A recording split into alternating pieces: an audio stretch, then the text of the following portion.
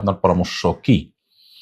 সমবয়সী বা নিজের চাইতে সামান্য একটু ছোট, কাছাকাছি বয়সের মেয়েকে বিয়ে করা তো অবশ্যই নানা দিক থেকে উত্তম।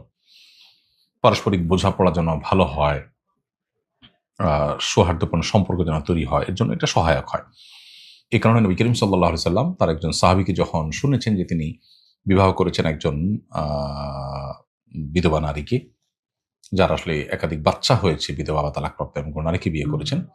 তখন নবীজি সাল্লাল্লাহু আলাইহি সাল্লাম তাকে বলেছিলেন যে, আ হাল্লা বিকরান তুলাইবুহা ওয়া তুলাইবুক। তুমি কেন একজন কুমারী নারীকে বিয়ে করোনি? তাহলে সেক্ষেত্রে তোমাদের পারস্পরিক বোঝাপড়া ভালো হতো। এখান থেকে বোঝা যায় নবী সাল্লাল্লাহু আলাইহি সাল্লাম আ নিজের চাইতে বয়সে বড় অথবা আপনার কুমারী নন এরকম নারীকে বিবাহ করার পরে সাধারণত উৎসাহ দেননি। তবে নবী সাল্লাল্লাহু আলাইহি সাল্লাম নিজেই এমন নারীকে বিবাহ করেছেন যিনি কুমারী নন।